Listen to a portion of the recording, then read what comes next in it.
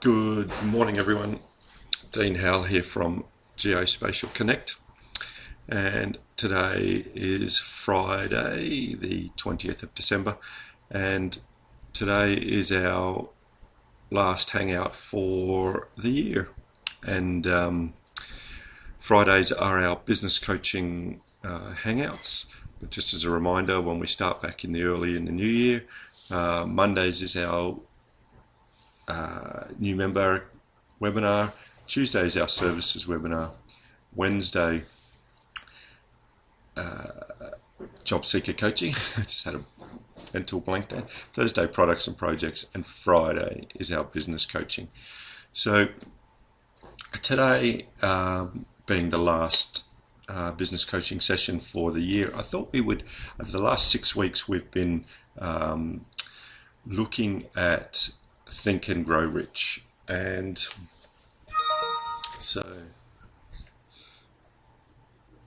we've been using this book as, a preparation for business, not specifically any one business, but in any business you need to get your mindset right.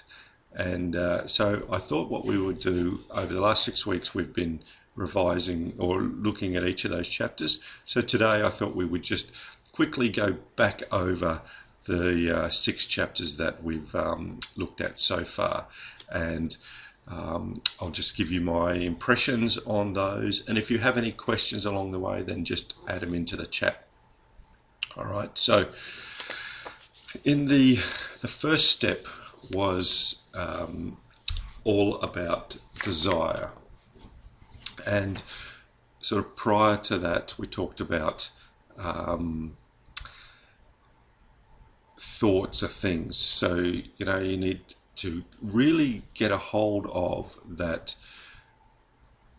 When you think of something and you desire something, that action can happen, and it's a matter of putting those thoughts into action.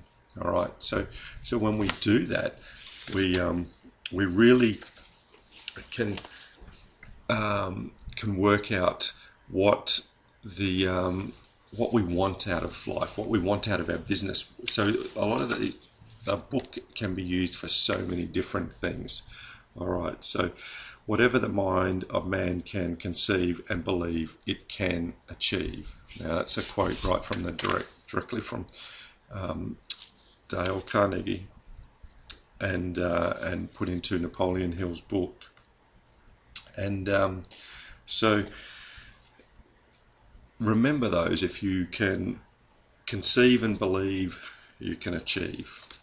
All right, so then we moved into the chapter on desire. Dreams come true when desire transforms into concrete action. Ask life for great gifts and you encourage life to deliver them to you. So you need to have that great desire. You need to know why you're doing things. You need to know the emphasis of why you're building a business, why you're doing whatever you're doing. Have that desire. And by having that desire and putting it into action, telling yourself that it's possible, knowing in yourself that it's possible. All right. And there's some great tips in this chapter, the 6 steps that turn desire into gold. And so remember, if you're only tuning in for the first time, grab a copy of the book and read the book, and then when we restart next year, you'll be right up to speed. And read each of the chapters and reread each of the chapters. I have them as an audio on my phone, and so when I'm in the car I can listen to them, and you just listen to each chapter. If you're on a long drive, you can listen to a few. If you're just zooming around the neighborhood, then you can listen to parts and then just continue later. All right, so the 6 steps that turn desire into gold. Fix your mind on the exact amount of money that you desire. All right, so make it a specific amount or a specific goal. I've talked before, riches don't necessarily need to be money, but fix your mind on the exact goal, not just an airy-fairy sort of, oh yeah, I want some of this. I want exactly this. So set your mind, say, oh, I want $10,000 a month by January 2014. All right. Determine exactly what you're going to give for that. All right. So I'm going to provide a great service to the members of GeoSpatial Connect by conducting daily webinars and helping members in their careers and in their business to achieve what they need. So that's my determination. Okay, so good morning. So as we continue with that plan, so have a definite plan for carrying out your desires, and then write it out and read it out daily. So that's really the crux of that first chapter on desire. So the recap, we're just, for those who have just joined us, we're just recapping what we've done over the last few weeks, as this is our last business coaching session for the year. So we've been using, if I can get the angle right, Think and Grow Rich by Napoleon Hill. And so that first chapter is all about desire, and so just some points to pin down from that chapter. There is no limitations to the mind except those that we acknowledge. That's straight from the book. You know, the book was written by by Napoleon Hill, commissioned by Dale Carnegie, and we looked at those things that, and you know, it's called Think and Grow Rich, and it's all about getting the mindset right. And so for any business, it's about having those mindset correct. All right, so let's move on to the next chapter. So the next chapter was faith. So directed faith makes every thought crackle with power. You can rise to limitless heights, impelled by the lifting force of your mighty new self-confidence. So faith is all about believing in yourself, believing in the goals that you have, believing in the ideas that you want to put in place. And you build that faith by repeating those affirmations to yourself. You set those goals and work towards them. Put in action. Repetition of affirmation of orders of your subconscious mind is the only known method of volatile development of emotion of faith. So you read it, as in the first chapter in desire. You set out. Yep. Not sure why I got that. Oh. Just had a. Not sure why my screen did that, but so for those on the recording, for those listening to it live, probably had no idea what was going on. Okay, so we just remember in that first chapter we wrote about what we desired, and we were really specific about it. And so in the second chapter, we want to develop the faith, and that faith comes by affirmations, by believing in what you're doing. Okay, so thoughts that are mixed with any feeling of emotion constitute a magnetic force which attracts other similar or related thoughts. So what that's saying is that, you know, by doing what we're doing, we actually attract those other good thoughts, and we start to get ideas, and we start to be able to put them in process. So there's 5 steps to actually create the self-confidence listed in this chapter. So you know that you have the ability to achieve the objective, that you realize the dominating thoughts of your mind will eventually reproduce themselves in an outward physical action, and through the principle of autosuggestion, any desire I persistently hold in my mind will eventually seek expression through practical means. Clearly write down your actions and fully realize that you can actually be successful. All right. And there's a bit of a poem here, and I'll just read the first chapter. If you think you are beaten, you are. If you think you dare not, you don't. if you like to win but you think you can't, it's almost certain you won't. And it's, that's all about mind power, and that's what this book is all about, and that's what building a business is all about, is actually creating the belief in yourself, creating the belief in that you can do it, having the faith. So that's what that second chapter is all about, is the faith. So faith is indispensable for success. Faith is induced and strengthened by instructions you give to your subconscious. Both poverty and riches are offspring of faith. So if you can believe you can, you can. If you believe you can't, that's probably the answer as well. All right, so step 3 is all about auto-suggestion. For amazing results, get to the deepest part of your mind, go to work and make it go to work for you. Back this with the motion power of the combination. Okay, so auto-suggestion, we've talked about that. It's all about reading to yourself, believing in yourself. Okay, so it's self. So the auto-suggestion is a term which applies to all suggestions and all self-administered stimuli which reach one's mind through the 5 senses. So whether you think, you see, you smell, you hear, all of those auto-suggestions. So make sure those auto-suggestions are positive. Those suggestions will actually benefit you and help you through your journey to success. All right, so some of the points to pin down. Now we actually have a success, and that sixth sense is taking all of your normal 5 senses and bringing them together through the subconscious. All right, every adversity carries with it the seeds of a greater benefit. So even when you get some bad news, maybe that's the trigger for you to actually change and make a difference. Okay. So step 4 was specialized knowledge. Now, when we go through university, we get taught that specialized knowledge, but we don't get taught on how to actually use the knowledge. And so your education is what you make of it. And you can find the knowledge that takes you wherever you want to go. You don't start at the bottom when you follow this simple plan.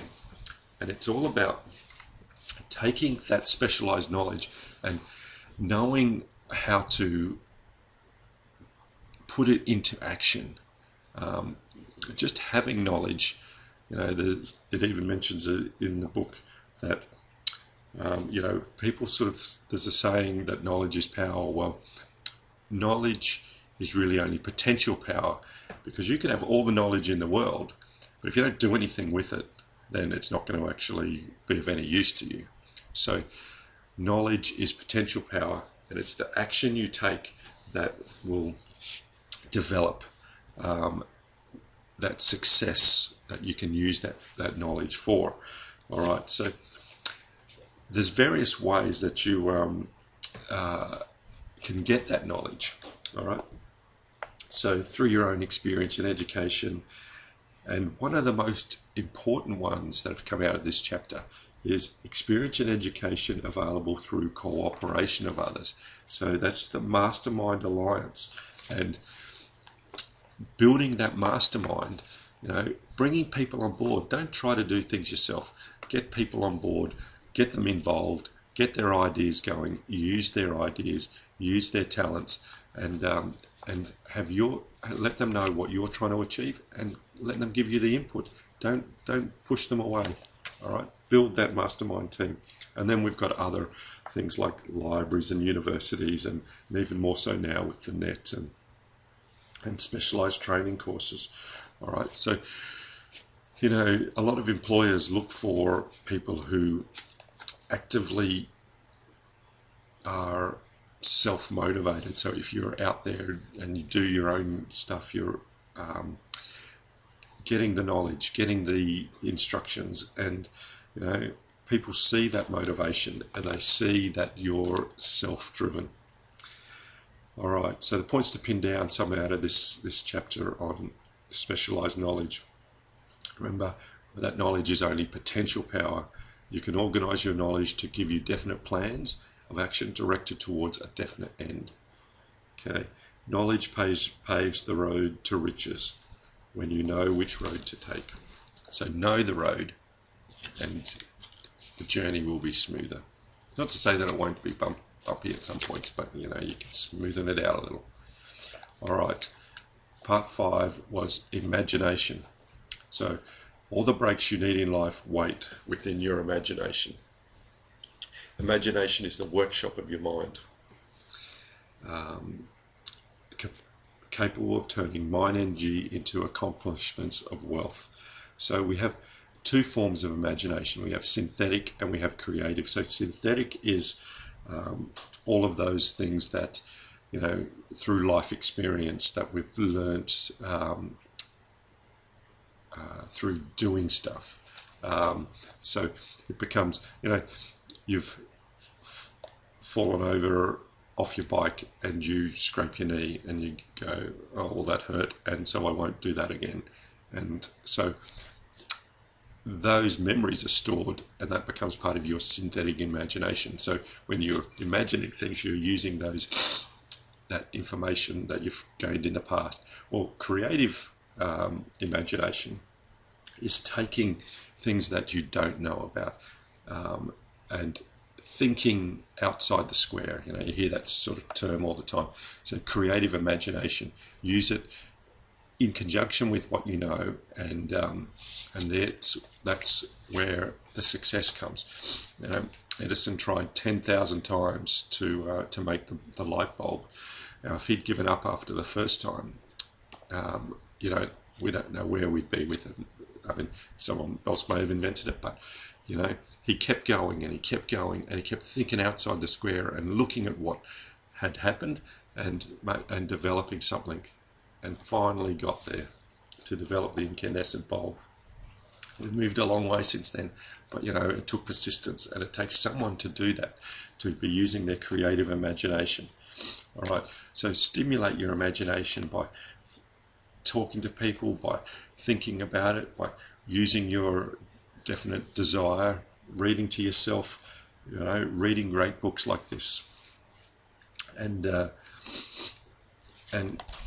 that imagination will actually be the key to making your business, making yourself, making it, the things that you do, stand out, making them different. All right, so the points to pin down from this chapter is that use synthetic imagination and creative imagination together, and they will be the power that you need. The finest tool still needs a man who knows how to use it. So everyone needs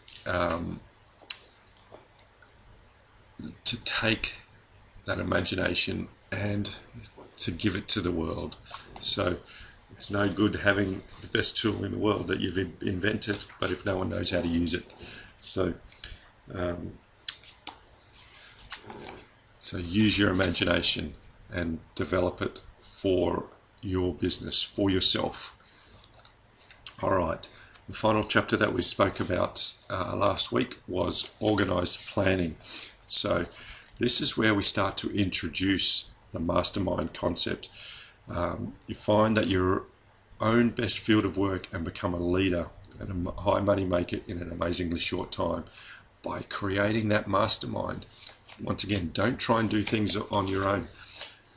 Organized planning is all about taking what you know, taking what you want and to achieve, and engaging other people to actually help you, to guide you, to give you those ideas, to build on those ideas. All right, and don't worry if you have stumbling blocks along the way. You know, everyone is going to have failures, but it's what you do with those failures that determines where you're going to go. Now, once again, if Edison had given up after the first light bulb, then where would we be today?